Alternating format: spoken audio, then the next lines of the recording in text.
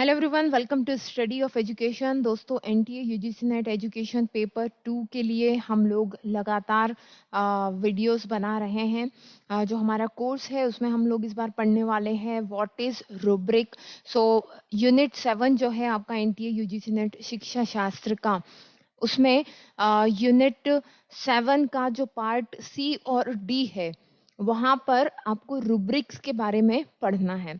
सबसे पहले मैं आप लोगों को सिलेबस दिखाना चाहती हूँ। देखिए, हमारा जो सिलेबस है, राइट, ये हिंदी वाला सिलेबस। सो आप देख पा रहे होंगे, ये यूनिट 7 शिक्षण शास्त्र, प्रौढ़ शिक्षा, विज्ञान और मूल्यांकन का जो पार्ट सी है, यहाँ पर भी रूब्रिक्स के बारे में बात की गई है और फील्ड एंगेजमेंट, जिसके बारे में हम लोग डिस्कस करेंगे। और यहाँ पर स्व तथा समकक्ष मूल्यांकन के लिए भी रूब्रिक का बात की गई है, अर्थ, निर्माण और चरण। तो ये सभी कुछ हम लोग डिटेल में देखने वाले हैं। इंग्लिश में अगर आप देखें तो ये देखिए, rubrics, rubric for self and peer evaluation, meaning and steps of construction। So detail में बिल्कुल हम लोग देखने वाले हैं। सबसे पहली चीज तो रूब्रिक होती क्या है, राइट, कहाँ यूज होता है, ये इसकी कैरेक्टरिस्टिक पढ़ेंगे। देन उसके बाद आप लोगों के साथ कुछ रियल रूब्रिक्स शेयर करूंगी और रियल वे में आपको मैं ये बताऊंगी एक रूब्रिक के थ्रू कि क्या क्या क्या उसके पार्ट होते हैं। 4 पार्ट होते हैं: task description, scaling, dimension, description. क्या ये सारी चीजें होती है, सब कुछ आपके साथ डिस्कस करूंगी। फिर थर्ड चीज हो जाएगी, नीड क्या है, रूब्रिक की नीड क्यों है हमें, राइट। और फोर्थ, इसके बेनिफिट्स के बारे में बात करेंगे। एंड फिफ्थ, टाइप्स के बारे में बात करेंगे, रूब्रिक्स के क्या टाइप्स होते हैं। सो विथ गारंटी के सबसे डिटेल्ड वीडियो है ये रूब्रिक के ऊपर on the internet for the NTA UGC NET education paper 2। चलिए स्टार्ट करते हैं, right. So let me share the white board first.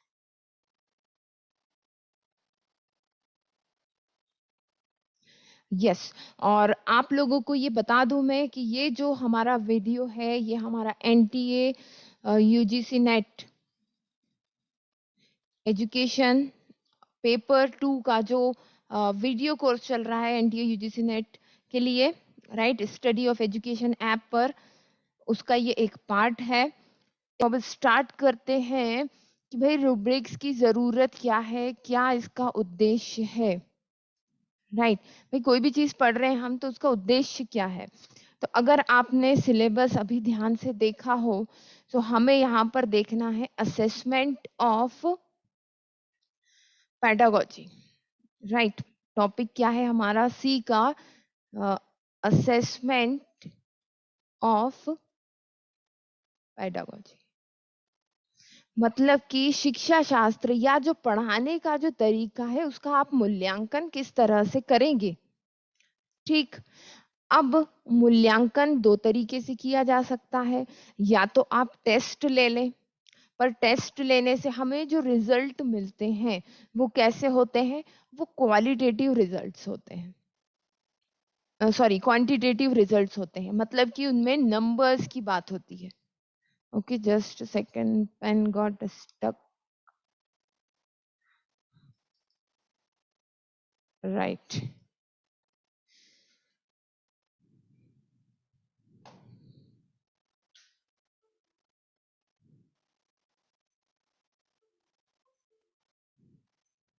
Yes, okay. So assessment के हमारे पास अलग अलग तरीके हैं, एक क्वालिटेटिव हो गया, एक क्वांटिटेटिव हो गया, राइट। अब जब बात हम असेसमेंट की कर रहे हैं तो हम ये जानते हैं कि टीचिंग लर्निंग प्रोसेस में हमारी 3 स्टेप्स होती हैं, इसके बारे में हमने पहले भी बात करी है। सबसे पहले आप प्लान करते हैं टीचिंग को, राइट। फिर सेकंड में आप क्या करते हैं, परफॉर्मेंस देते हैं, मतलब कि उसको रिप्रेजेंट करते हैं, प्रेजेंटेशन होता है। और थर्ड, फिर आप उसका असेसमेंट करते हैं, राइट। ये प्रोसेस है टीचिंग लर्निंग की, इसके पहले की क्लास में भी हमने बात की है। बट यहाँ पर हम ये बात नहीं कर रहे हैं कि हमें बच्चे का असेसमेंट करना है। यहाँ पर है असेसमेंट ऑफ पेडागोजी, मतलब कि जब क्लास में जा करके आप ये प्रेजेंटेशन दे रहे हैं, पढ़ा रहे हैं, जैसे कि मैं इस समय पर पढ़ा रही हूँ और मान लीजिए मुझे कोई असेस कर रहा है, उसकी बात हो रही है हमारी इस यूनिट में, राइट? क्योंकि ये पूरी यूनिट ही जो है एंड्रोगॉजी, पैडागॉजी एंड असेसमेंट, सो पढ़ाने का जो तरीका है किसी का, उसको कैसे असेस किया जाए ताकि वो और अच्छे से अपनी स्किल्स को इम्प्रूव कर सके। Okay, so my voice is not clear. Can anyone confirm me? Your voice is clear, ma'am. Ananya here. Okay, okay, thank you, Ananya, thank you. So let problem at your site.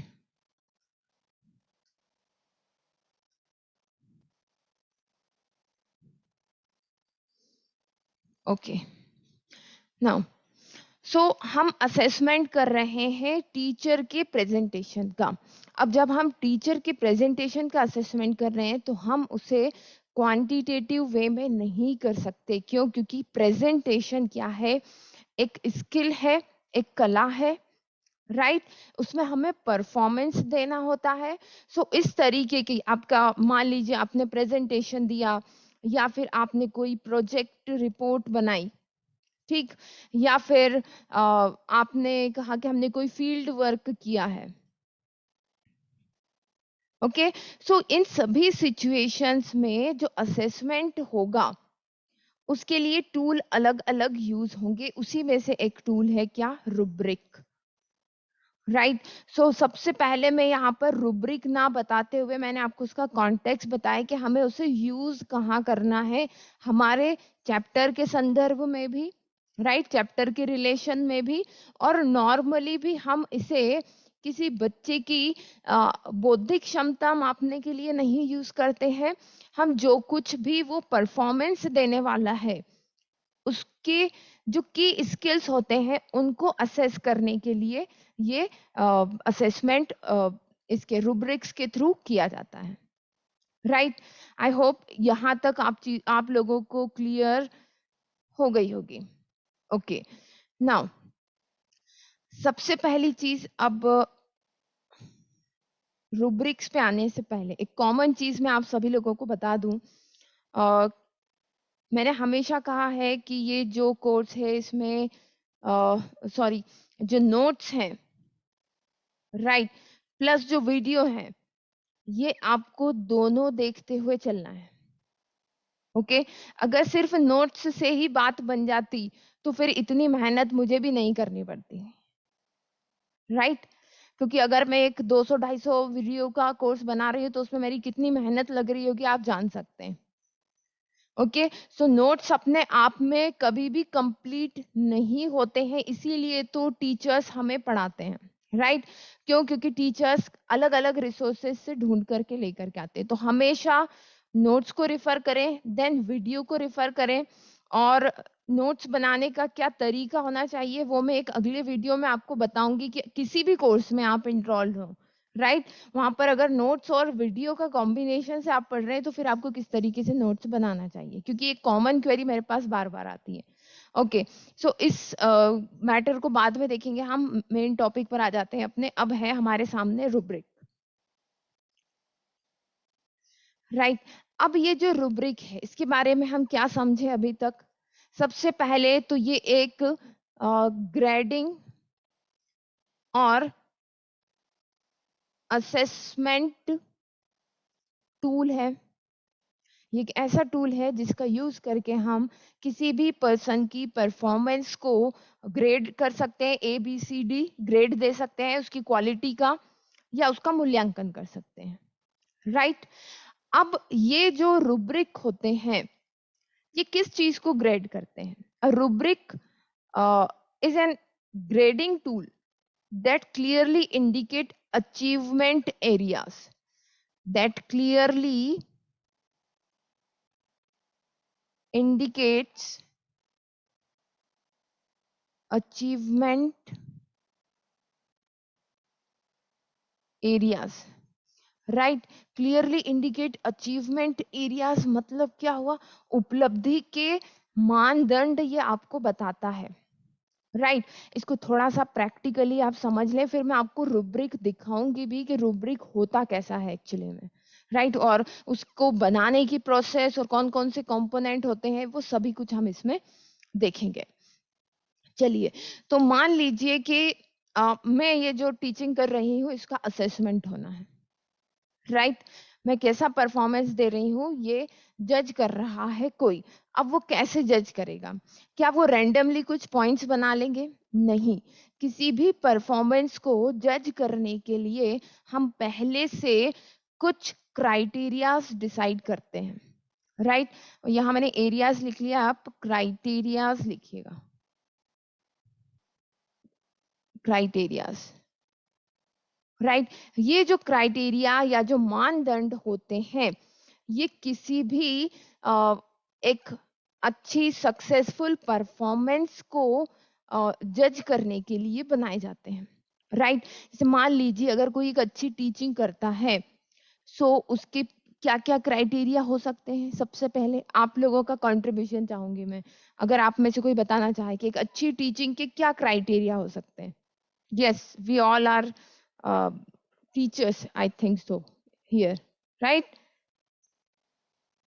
Yes, anyone want to contribute? क्या हो सकते हैं एक अच्छी teaching के criterias? Yes, anyone want? Students contribution and academic achievement. Okay, I think Ananya is speaking, right? So Vandana. Vandana, okay. So Vandana, I'm talking about teachers' performance. You are talking about student, right? Mhm. Okay. Hello. Yes, Hello. yes, Ananya ma'am, yes, yes, good communication skill of the teacher so that the students could yes. understand. Yes, good communication, right? And good communication with the fluency, right, Ananya? Very nice. Yes, So that the students are able to understand. yes. And yes, Vandana, what you are trying to say, let me connect to that also if I got some point from there. Yes. Mm-hmm. I also meant the like if a teaching uh, the children will be able to comprehend. Okay. So okay. Okay, although your voice is breaking but मैं यहाँ आपकी जितनी भी बात सुनी उससे अंदाजा लगा सकती हूँ कि student teacher relationship, are you talking about that? Student teacher relationship, और इसको कहते हैं rapport building, right. Yes. Student से आपका रिलेशन कितना अच्छा, कितनी जल्दी, कुछ टीचर ऐसे होते हैं जो बहुत जल्दी स्टूडेंट से रिलेशन बना लेते हैं, राइट। उसके बाद मोस्ट इंपॉर्टेंट जो हमने अपने प्रीवियस लेक्चर्स में भी डिस्कस किया थी, कंटेंट नॉलेज और सब्जेक्ट मास्टरनेस, राइट। सब्जेक्ट हम कहें उसको सब्जेक्ट एक्सपर्ट होना जरूरी है, right. So mastery on subject, right. So एक तीन चीजें हमें यहाँ मिल गई, और चीज हम क्या ले सकते हैं? फोर्थ हम ले सकते हैं यहाँ पर वॉइस मॉड्यूलेशन, क्योंकि पढ़ाते समय आपको voice up and down according to the sentence आपको चेंज करना होता है, right. Let's stuck with this 4 criterias, right. So ये 4 क्राइटेरिया हमने ले लिए।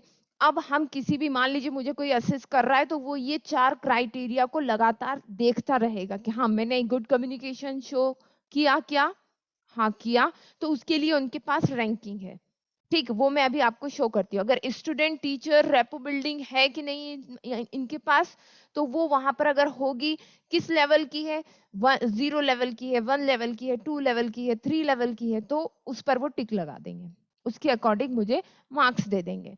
मास्टरी ऑन सब्जेक्ट, मास्टरी कितनी है, कितना मुझे नॉलेज है, उसके अकॉर्डिंग वो फिर मुझे लेवल के अकॉर्डिंग मार्किंग दे देंगे। वॉइस मॉड्यूलेशन, वॉइस में चेंज में कितना लेकर के आ रही हूँ। मतलब कि किसी भी परफॉर्मेंस या प्रेजेंटेशन के कुछ क्राइटेरियाज होते हैं, उसके अच्छे होने के कुछ क्राइटेरियाज होते हैं, राइट? उन्हीं क्राइटेरियाज को लेकर के रूब्रिक को डिजाइन किया जाता है। ओके, और ये जो रूब्रिक्स होते हैं ये हम रिटर्न टू ओरल हर तरीके की परफॉर्मेंस के लिए यूज कर सकते हैं। आप किसी की प्रोजेक्ट रिपोर्ट को भी रूब्रिक के थ्रू असेस कर सकते हैं, राइट? अब मैं सबसे पहले आप लोगों को शो करती हूँ कि एक्चुअली में रूब्रिक होता कैसा है, और जब आप वो देख लेंगे तो आप बाकी की थ्योरी से भी कनेक्ट कर पाएंगे, right? So yes, here it is clear to you all? Yes, okay. सो यहाँ पर हमारे सामने एक रूब्रिक बना हुआ है आपके सामने। यहाँ पर क्राइटेरियाज हैं। Now let me take the pen. Yes yes, यहाँ पर हमारे सामने क्राइटेरियाज दिए हुए हैं और उन क्राइटेरियाज के लिए ये क्या दिया हुआ है, आपको मार्किंग दी हुई है या लेवल्स दिए हुए हैं आप कह सकते हैं, राइट? अब ये जो रूब्रिक आप देखेंगे, हालांकि यहाँ पर मेंशन नहीं है कि ये किस चीज के लिए है, पर ये एक ड्रामा या प्रेजेंटेशन का रूब्रिक है आपके सामने, राइट? अब एक ड्रामा या प्रेजेंटेशन देने के लिए आपके पास या जो आपको असेस कर रहा है वो किन किन चीजों को मेजर करेगा, एक अच्छे ड्रामा या प्रेजेंटेशन की क्या क्राइटेरियाज हैं उन्होंने डिसाइड करके ये यहाँ पर लिख लिए, राइट? सो बॉडी लैंग्वेज होनी चाहिए, आई कांटेक्ट होना चाहिए, राइट? फिर इंट्रोडक्शन एंड क्लोजर होना चाहिए, पेजिंग होनी चाहिए, पॉइज होना चाहिए। ये क्या होता है ये मैं अभी बताती हूँ आपको। पॉइज मतलब कि संतुलन, कितने संतुलित तरीके से किसी ने अपने आप को प्रेजेंट किया, वॉइस कैसी है, राइट? सो ये चीजें मेजर की जाएंगी, ये चीजें एक अच्छे प्रेजेंटेशन में या ड्रामा में देखी जाती हैं, राइट?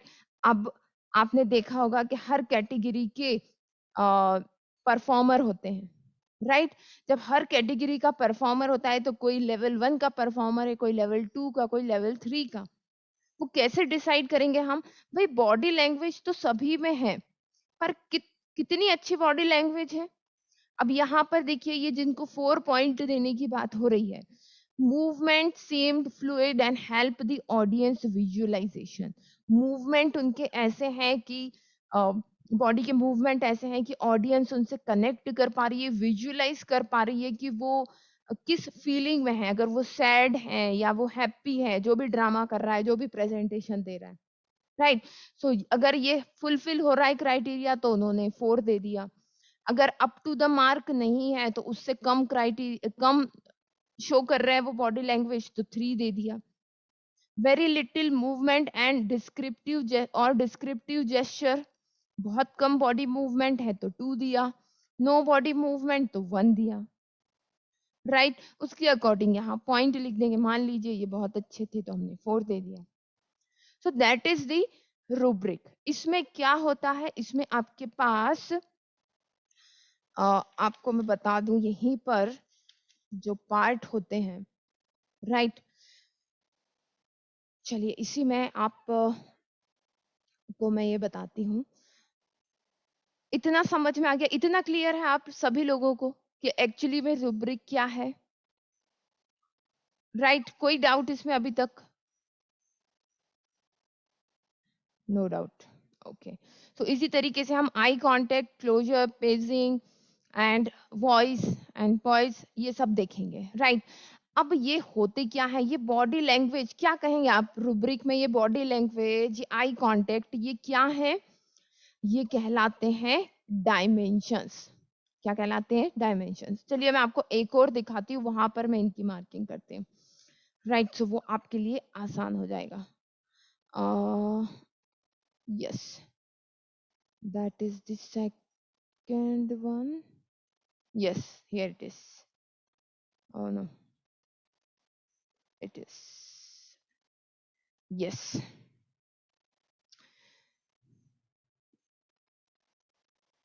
ये सेकंड एक रूब्रिक है. It's about the debate. ये जो है ये डिबेट के लिए है. ये डिबेट के लिए रूब्रिक बनाया गया है. अब आप यहाँ पर ये समझे, रूब्रिक के कुछ पार्ट होते हैं, राइट? वो पार्ट क्या है? ये जो आप देख पा रहे हैं ये चीजें, राइट, जिसको मैंने सर्कल किया है, ये कहलाती हैं डायमेंशंस. Dimensions, right? मतलब कि अलग अलग डायमेंशन को हिंदी में क्या कहते हैं, शुद्ध हिंदी में, जस्ट सेकेंड, आयाम. यस, अलग अलग आयाम. किसी भी परफॉर्मेंस के अलग अलग डायमेंशन होते हैं, आयाम होते हैं. वही ये है. यहाँ पर कौन सी परफॉर्मेंस हो रही है? ये हो रही है डिबेट, राइट? डिबेट मतलब कि जो वाद विवाद प्रतियोगिता जो होती है, राइट, उसके डायमेंशंस, आयाम यहाँ पर हैं. सो बोल रहे हैं कि word count minimum of 250 word posted in 3 separate post और 3 सेपरेट डेज. मतलब डेज में चली या एक ही दिन में 3 प्रोग्राम हुए, राइट? सो 250 वर्ड्स कोई पर्सन अपनी तरफ से ऐड कर रहा है उस डिबेट में, तो वो अच्छा माना जाएगा, एक्सीलेंट माना जाएगा. तो ये देखिए, excellent, very good, good, satisfactory, not met. मतलब उसने कोई भी वर्ड वहां पर मतलब पार्टिसिपेट ही नहीं करा डिबेट में. भाई बड़ी बड़ी कंपनियों में जॉब लगती है, राइट? सो वहां पर ग्रुप डिस्कशन, डिबेट जैसी चीजें होती हैं, तो वहां से कंपनी अंदाजा लगाती है. कैसे लगाती है? उनके हाथ में वहां एक रूब्रिक होता है, राइट? सो ये हो गए डायमेंशन. इसके अगला डायमेंशन क्या है? एनालिसिस एंड डिबेट की concept on topic using literature to underpin argument. मतलब कि जो डिबेट में पार्टिसिपेट कर रहा है उस बंदे ने जो टॉपिक है उसकी की कॉन्सेप्ट को समझा और लिटरेचर से उसको जोड़ करके फिर अपने आर्ग्यूमेंट्स रखे. हम संदर्भ देते हैं ना कि फलाने ईयर में ये हुआ था, ये भी हम, ऐसा भी हुआ है हिस्ट्री में, इस तरीके से. सो अगर वो यूज करता है ऐसी चीजों को तो एक्सीलेंट दिया, अगर नहीं कर पा रहा है तो ये अलग अलग चीजें, राइट? सो ये सब क्या है? डिबेट के डायमेंशन है इस तरफ, यहाँ, राइट? और ये चीजें क्या है? ये सब ये है ये कहलाती है डिस्क्रिप्शन ऑफ डायमेंशन. ये क्या कहलाती है? डिस्क्रिप्शन ऑफ डायमेंशंस,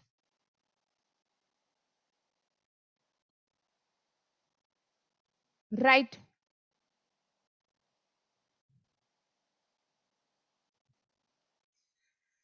अब डिस्क्रिप्शन ऑफ डायमेंशन में आपको हर एक पॉइंट के लिए डिस्क्राइब किया होता है. जैसे कि कोई अगर एक्सीलेंट है तो भाई इस डायमेंशन में ये बंदा एक्सीलेंट है, तो उसका डिस्क्रिप्शन क्या है? कैसे हम बोलेंगे कि ये एक्सीलेंट है? तो ये उसका डिस्क्रिप्शन है. अगर ये चीजें वो शो करता है तो हम कह देंगे कि हाँ, इनको इस डायमेंशन में ये सारी चीजें आती हैं, इन्होंने ये चीजें करी थी इसलिए इनको एक्सीलेंट मिला है, राइट? सो ये सभी क्या है? Description of dimension. ये इस डायमेंशन के डिस्क्रिप्शन है, ये इस डायमेंशन के डिस्क्रिप्शन है, ये इस डायमेंशन के डिस्क्रिप्शन है, राइट? तो 2 पार्ट मैंने आपको इसमें बताए, 4 पार्ट होते हैं. ये क्या है जो पॉइंट्स आप दे रहे हैं? ये है स्केल जो आपने डिसाइड की है कि कौन सा कैरेक्टर या कौन सा डायमेंशन कितने लेवल का शो करेगा, तो आप उसे कितने पॉइंट देंगे. ये आपने स्केलिंग की हुई है, राइट? और इसमें जो सबसे इम्पोर्टेंट पार्ट होता है, मान लीजिए एक एग्जाम्पल लें. मान लीजिए आप डिबेट में जा रहे हैं, राइट। और उस डिबेट में आप पार्टिसिपेट करने जा रहे हैं और अब बस आप चले गए और अब आपको बोलना है, तो आपका बोलना फ्रूटफुल तभी हो पाएगा जब आपके पास टास्क डिस्क्रिप्शन हो। वो टास्क डिस्क्रिप्शन क्या होता है? ये सबसे पहला पार्ट होता है रुब्रिक का। रुब्रिक के 4 पार्ट हैं एक्चुअली यहाँ पर मेरे पास ये तीनों चीजें आपको समझ में आई। मैं अब आपको व्हाइट बोर्ड पे समझाती हूँ। Dimension, right, description of dimension and the scale. ये क्या है? Scale, right. अब चलिए व्हाइट बोर्ड पर चलते हैं। Yes, okay, right. So next page पे एक्चुअली में ये जो 2 आपने रुब्रिक देखे हैं, ये क्या है? इसके हम बात कर रहे हैं कंपोनेंट्स, मतलब कि इसके पार्ट या भाग, कंपोनेंट्स ऑफ रुब्रिक। कौन कौन से पार्ट हो गए? मैं दूसरे नंबर से ले रही हूँ, पहला नंबर में अब आपको बताऊंगी। दूसरा नंबर क्या हो गया? Dimension, right. तीसरा क्या होगा? Description of dimension, right. Fourth क्या हो गया? स्केल। अब आप सभी लोग बता सकते हैं किसी भी रूब्रिक को देख करके कि उसमें कौन सा क्या पार्ट है। अभी मैं आप लोगों से, हम लोग एक एक्टिविटी करने की कोशिश करेंगे, आप लोग देख करके पहचान के बताइएगा मुझे, राइट। बट ये सारी चीज, ये तीनों चीजें तभी आपके काम की हो पाएंगी एज अ प्रेजेंटर और एज अ असेसर, राइट। जो आप असेस करने जा रहे हैं या फिर आप प्रेजेंट कर रहे हैं, जब आपके पास क्या हो? टास्क डिस्क्रिप्शन हो। अब ये टास्क डिस्क्रिप्शन क्या है? जैसा कि मैंने आपको बोला कि आप डिबेट में जा रहे हैं और डिबेट में जाने से पहले, डिबेट में एंटर करने से पहले या प्रेजेंटेशन में एंटर करने से पहले आपको एक कागज थमा दिया जाता है, या आपके पास पहले से ही वो आ जाता है कि भाई फला तारीख को आपका प्रेजेंटेशन है। आपको टॉपिक दे दिया जाता है और उसके नीचे क्राइटेरियाज दे दिए जाते हैं कि अगर आप इन क्राइटेरियाज को फुलफिल करते हैं तो आपका जो है डिबेट या आपका प्रेजेंटेशन सक्सेसफुल माना जाएगा। और एक्चुअली में वहां पर ये सारे डायमेंशंस लिखे हुए होते हैं टास्क डिस्क्रिप्शन में, सारे डायमेंशंस लिखे होते हैं, तभी तो आप उन चीजों को अचीव कर पाओगे, राइट। आपको पता ही नहीं है कि किन चीजों का असेसमेंट होना है और आप चले गए प्रेजेंटेशन देने, तो कैसे आप उस चीज को फुलफिल कर पाएंगे? वो क्राइटेरिया आप कैसे अचीव कर पाएंगे, राइट। इवन दो हमें पता भी होता है तब भी हम कई बार चूक जाते हैं उन चीजों को टच करने से, राइट, उन क्राइटेरियाज को फुलफिल करने से। ऐसा होता है, मान लीजिए हम इंटरव्यू के लिए ही जाते हैं और हमें मालूम है कि हमें डेमो देना है, राइट। अब डेमो देना है, हम बढ़िया से प्रिपेयर करके जाते हैं, बट फिर भी वहां पर जाते जाते कुछ ना कुछ क्राइटेरियाज हमारे मिस हो जाते हैं, राइट। एक टीचिंग के लिए जो डेमो देने जाते हैं उसके क्या क्या क्राइटेरिया होते हैं? Well dressed, well communication, black board writing, right, conceptual clarity, जो भी हम टॉपिक पढ़ने जा रहे हैं वो हमारी कुछ सॉफ्ट स्किल, ये सारी चीजें उसमें मायने रखाती हैं, right. Okay, so the meeting is going to end in 10 minutes, right? So again आपको वहां पर लिंक मिलेगी, आप प्लीज ज्वाइन कीजिएगा क्योंकि अभी बहुत सारा पार्ट इसमें बचा हुआ है। Okay, so before going to there, now you have to yes, help me in, okay, no,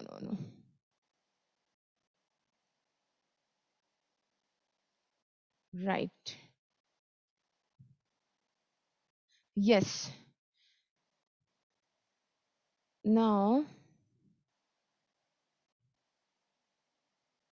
yes, now who is going to help me in identifying the 4 components of rubric? Yes, anyone?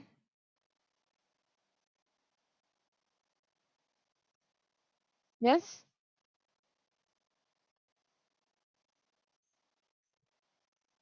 Okay, so no problem, right. So इतना आप लोगों को समझ में आ गया होगा। अब जो सबसे ज्यादा इम्पोर्टेंट चीज है, वो कौन सी चीजें हैं जो रूब्रिक को इतना इम्पोर्टेंट बनाती हैं, मतलब कि इसकी नीड, राइट, इसको यूज करने से क्या बेनिफिट्स होते हैं, क्यों हम रूब्रिक का यूज करें, राइट। सो ये चीजें हम अब देखेंगे। सो कुछ characteristic and yes types of rubric भी बाकी है अभी। Okay, so now we talk about the, yes, actually the problem is that कि मैं कोई भी टॉपिक बहुत छोटा नहीं पढ़ाती सो ये मेरे लिए भी प्रॉब्लम हो जाती है, और पता नहीं आप लोगों के लिए है या नहीं। Okay, so yes, and let's move to the whiteboard. Yes, so मैं कुछ कैरेक्टरिस्टिक आपको जल्दी से 5 मिनट में करवाती हूँ, फिर हम जो नेक्स्ट क्लास इसके जस्ट बाद स्टार्ट होगी उसमें टाइप्स, नीड्स और बेनिफिट्स देखेंगे, राइट। ओके, चलिए। सो यहाँ पर हमने बात की थी रूब्रिक के कुछ कैरेक्टरिस्टिक की। तो ये क्या क्या चीजें असेस करने में यूज होता है, जितनी भी डिस्क्रिप्टिव राइटिंग्स होती है, वर्णनात्मक राइटिंग्स होंगी, उन सभी में, सभी को असेस करने के लिए ये यूज होता है, राइट। किसी भी कोर्स या प्रोजेक्ट को असेस करने के लिए यूज होता है, किसी भी ओरल प्रेजेंटेशन, राइट, ड्रामा, कुछ भी हो सकता है, ड्रामा, डिबेट, जो भी आप सोच सकें। ओके, नाउ एक सबसे इंपॉर्टेंट चीज इसकी ये है that rubric not only help instructor to जज स्टूडेंट्स वर्क इफेक्टिवली। ये जो रूब्रिक है आपके सामने, ये आपको इंस्ट्रक्टर को क्लियर कट आइडिया दे देता है कि भाई आपको ये चीजें देखनी है, इधर उधर की चीज तो देखनी ही नहीं है आपको। कुछ कई बार ऐसा होता है ना, हमें लगता है ये क्या करेगा इंटरव्यू में, ऐसा होता है सबके साथ, कुछ फ्रेंड्स या कुछ लोग ऐसे होते हैं, अरे इसका कुछ नहीं होने वाला, पर वो बंदा इंटरव्यू निकाल के आ जाता है, आईएएस का इंटरव्यू निकाल दिया, पीएससी निकाल दिया, या कोई भी बड़ी जॉब जो आप सोचते थे इसकी बस की नहीं है, वो क्लियर करके आ गया। क्यों, ऐसा क्यों हुआ? क्योंकि जो सामने वाला इंटरव्यूअर बैठा है वो तो रूब्रिक्स के साथ बैठा है, वो तो ये पॉइंट देखने के लिए ही बैठा है, ये पॉइंट है तो नौकरी पक्की, तो एग्जाम क्लियर, इंटरव्यू क्लियर, नहीं तो फिर कुछ नहीं हो सकता, जमाने भर का ज्ञान हम लेकर के बैठे, कुछ नहीं होने वाला, right? So it gives the clear cut idea for the uh, effective judgment,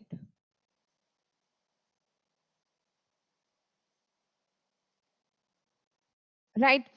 And अगर कोई बच्चा उन क्राइटेरियाज को फुलफिल नहीं कर रहा है, तो उस बच्चे को भी एक क्या मिल जाता है, एक फीडबैक मिल जाता है, क्योंकि हमने देखा टास्क डिस्क्रिप्शन में उसको पहले ही बता दिया गया कि ये चीजें देखेंगे। अब वो बच्चा अगर वो क्लियर नहीं कर पाया, तो उसको आइडिया मिल गया कि अच्छा मेरे अंदर तो पेजिंग नहीं है, या मेरे अंदर वॉइस मॉड्यूलेशन नहीं है, इसलिए मुझे ये जॉब या मेरा ये इंटरव्यू क्लियर नहीं हुआ। So it gives a very accurate feedback also and effective judgement. So दोनों के लिए ही आसानी हो गई, राइट। एंड ये हमेशा याद रखिए कि ये परफॉर्मेंस से रिलेटेड है, कभी भी एमसीक्यू या शॉर्ट आंसर के लिए ये यूज नहीं होगा, हमेशा डिस्क्रिप्टिव राइटिंग, अब प्रोजेक्ट हो गया इसमें आपका, राइट, या जिस पे रिफ्लेक्ट करते हैं हम थिंकिंग को, वो सारी चीजें इसमें आ जाएंगी, राइट। नाउ नेक्स्ट क्या है, इट इज यूज टू जज students skills in performance based test. याद रखिएगा इस चीज को, परफॉर्मेंस बेस्ड टेस्ट, राइट। शुरुआत से हम बात कर रहे हैं कि ये परफॉर्मेंस को असेस करता है, ये बहुत इंपॉर्टेंट क्वेश्चन बनता है इसका।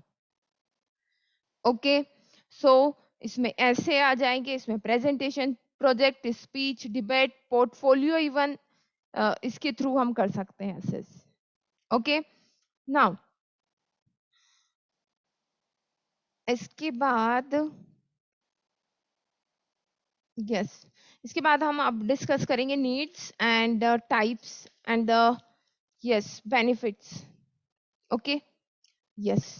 सो 5 से 5 मिनट बाद जो है आपको लिंक मिलेगी. मैं टाइम बता देती हूँ एक्यूरेट. अभी 1:36 हो रहा है, राइट. सो 1 हम ले सकते हैं 150 पर, राइट. 150 पर हम लोग फिर से कनेक्ट करते हैं. ओके, जहां पर मैं 3 पॉइंट को डिस्कस कर रही हूँ. Okay, okay, then meet it 150, right? Okay, okay, okay. Yes, now you can leave. Yes.